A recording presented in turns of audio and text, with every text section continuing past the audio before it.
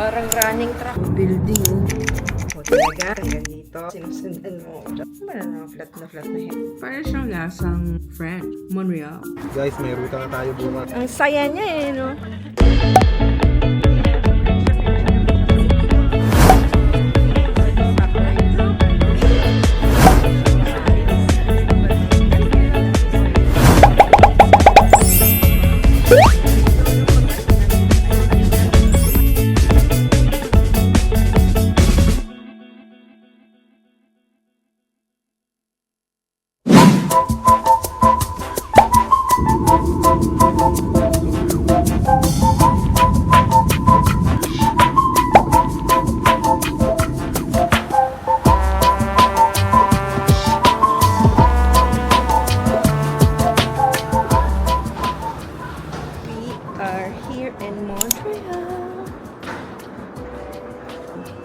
Okay naman yung flight.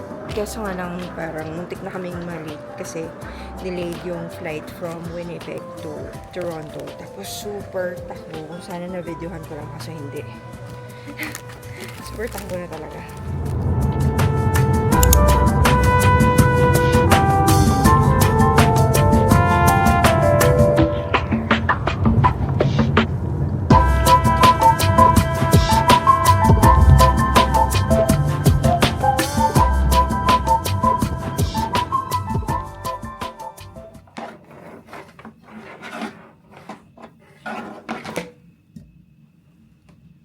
There you have it!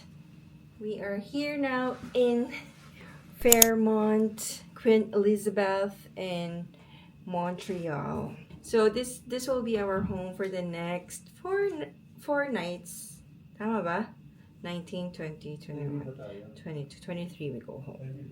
So yan, upgrade tayo ngayon sa Junior Suite. Thank you very much sa ating mga connections. Tapos may mga pa-amenity pa doon. It's already September 20th and it is 1:43 a.m. na here, pero kasi sa Winnipeg it's just 12:43. So late, room tour na namin kayo. Ito na. So yun ang aking impression. Maganda ang lobby, very grand. Tapos yung guest rooms, ano siya, parang classic na, it's modern, but it's also classic na parang feeling ko, it's typical of Canadian Fairmont. Ganda naman, it's very central, it's in the heart of the city. So, yan. So, our suite is, has a separate bedroom and then a separate living room. It's good. It's maganda naman. Thank you.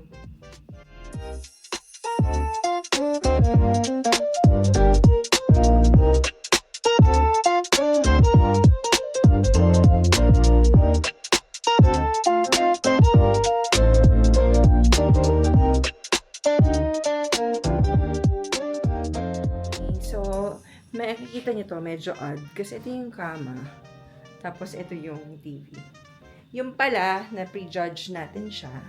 Kasi pwede naman palang hilahin at ibanda sa kama para space saver din siya.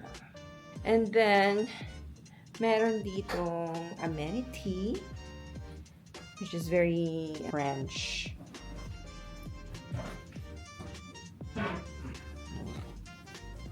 Bienvenue.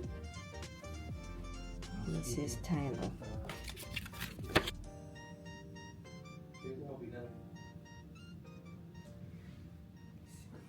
Ngayon, titikman na natin itong macaroon. Okay, para saan pa yan? Kundi titikman. Ito, tiramisu.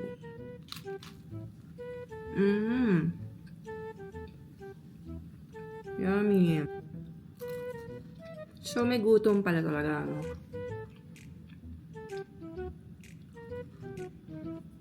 Okay, so nasa breakfast na tayo ngayon. Inaantay ko lang si John kasi alam niyo na, late na naman siya. Tapos si Natina, parating na rin. So, nag-order muna tayo ng kape kahit di tayo nagkakape, pero decaf naman. So, naguguluhan pa tayo kung anong makakain natin. Pero meron tayong salmon with capers and cream cheese. Ito, crepe yan. Looks can be deceiving, eka. Potatoes, bacon, and sausage. Waiting pa rin tayo. Hey, John. Breakfast, Bob. Nice. Dagdag tayo ng berries and croissant para sa ating salmon. Bakit? Ba't di mo kinuha kaya ng ganda yung plating? Ginunan ko, wala ka pa kasi. So, done with breakfast on our first day. Malamig It's ba? single digit, but I think it's manageable since we were...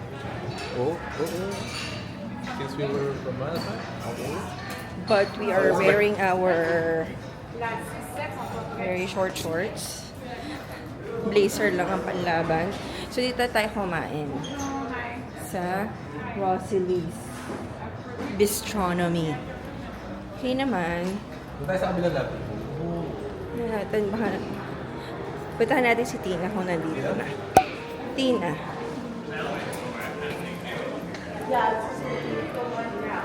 Ano, nakita ko na si Mama, Tina. kamusta?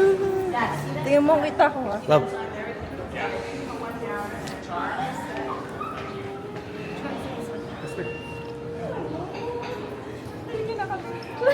Kamusta?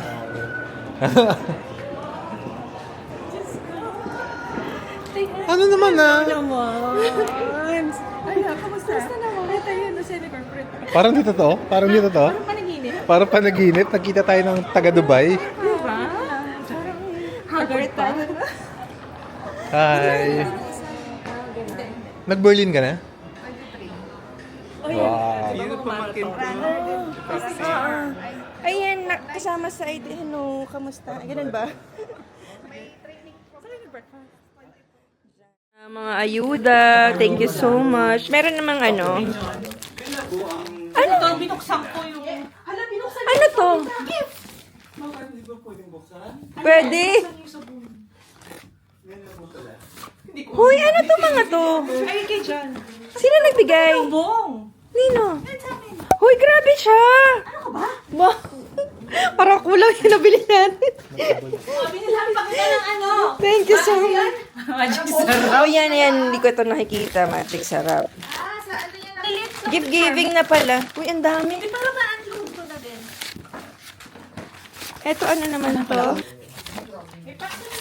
Marami itong tinakbo. Taray. Ay, wow. Nakarating ang Japan dito.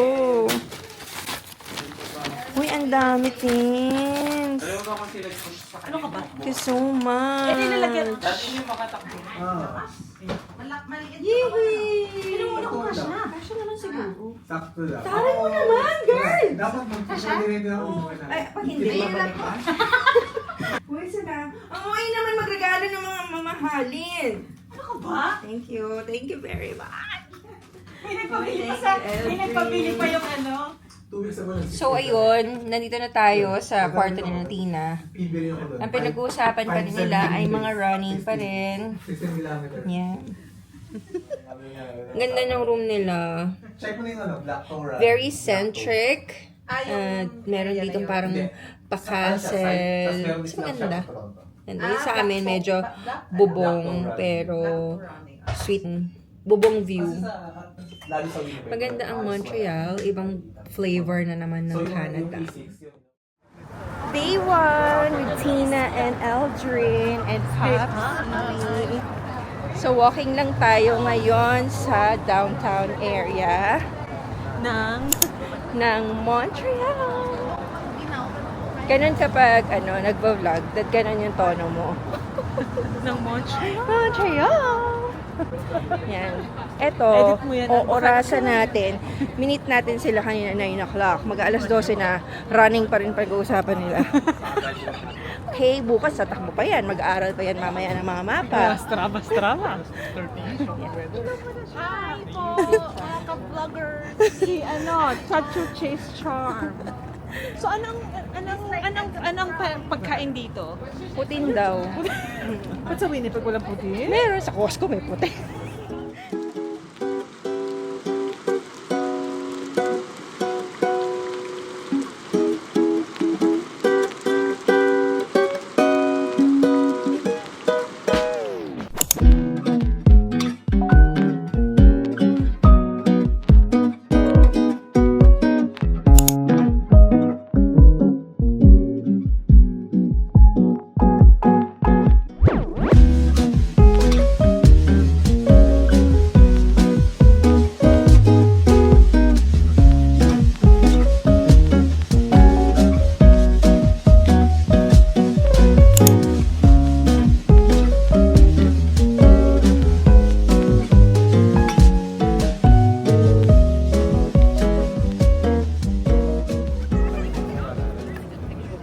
Google Map kung gaano kalayo sa hotel.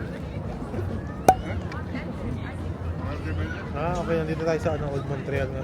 Galing tayo Notre Dame kanina.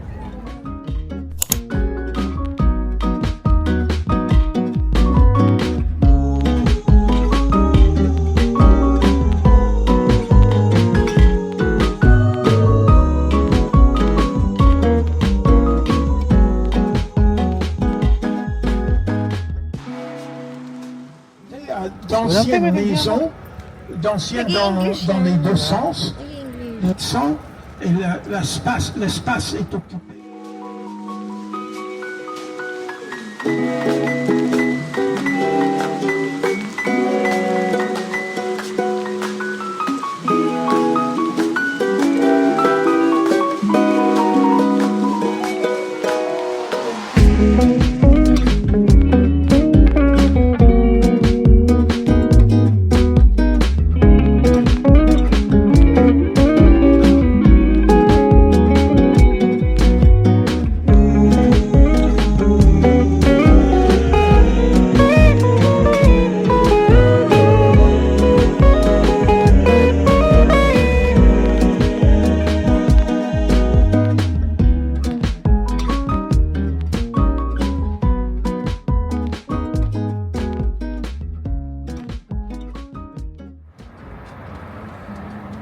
Basta po yung mga jet lag dyan. Charis.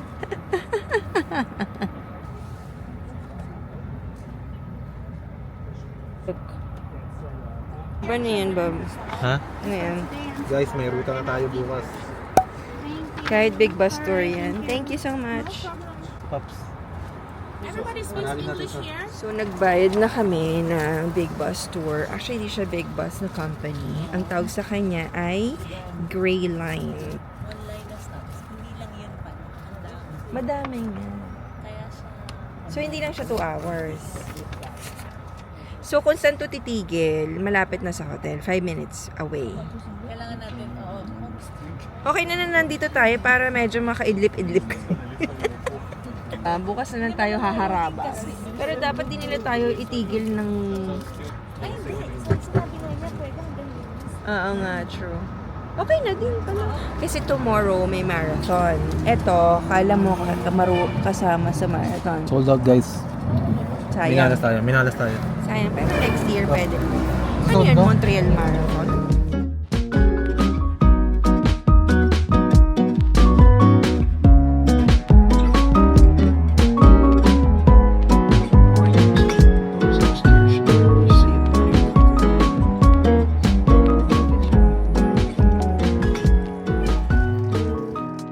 So, natagpuan namin ang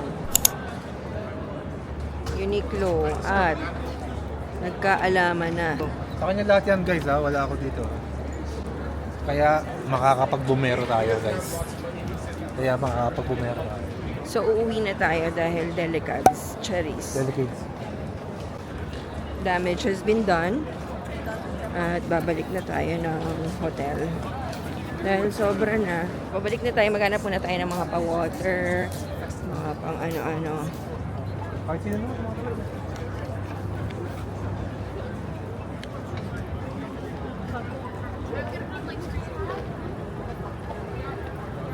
Saint Catherine.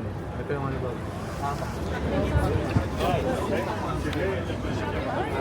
Dito. Ha?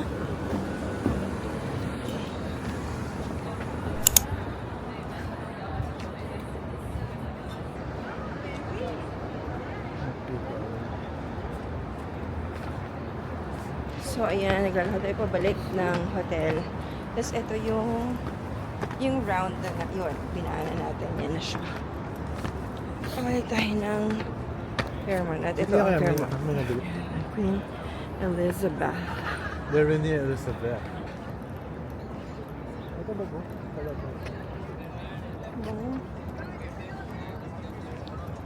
So, marami dito, sinabi ko kanina sa tour, na yung parang, ang tawag nila ay relaxation area. So, meaning meron silang parang mga, ganyan-ganyan na mga table around. Dahil nung sumakay kami kanina sa bus, madaming mga ganun-ganun na mga... Ito, food, gallery, PVM. Ayun, Food court siya. Food court ba? Naghanap kasi kami ng water. Eto, Montreal naman, maganda. You feel that it's a very progressive city. High-rise buildings, maano na highway. Yun, maganda. Sige na, i-give na natin to bilang ito ay isa parang part ng ating post-birthday celebration. Ayun yung round, kita niya. So, babalik na tayo. Ito yung tapat ng hotel. Ang ganda. Ah.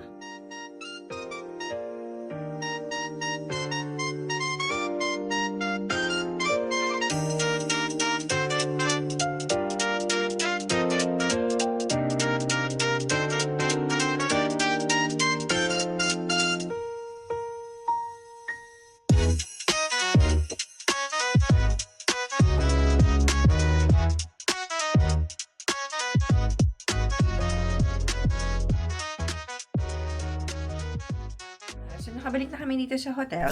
Nagpunta kami dun sa isang restaurant nila dito. Ang pangalan ay Nakarat. Oh. It's a terrace. Tapos, dumating yung ka-high school batchmate namin na si Mark. Kaya yun, medyo nagkwentuhan muna, reminiscing of the past. Pero babalik ako doon para try kong ipakita yung restaurant na pinag-diningan namin. Well, parang inuman lang, ganyan. Yan, pupunta na tayo sa Nakarat.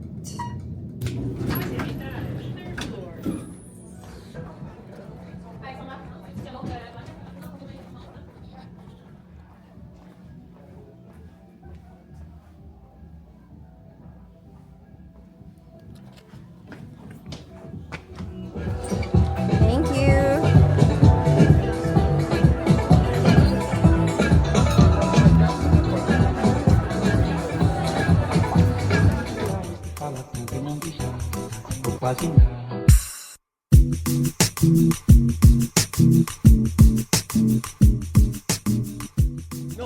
So yan si Mark Buen. Hey! Good boy yan. You have like a straight rum or straight vodka? Oh, it was not enough strong, you think? You enjoy it? Yeah, Of course. we're going to improve with that Uptown, Van Horn, and Golden Age. Yun lang.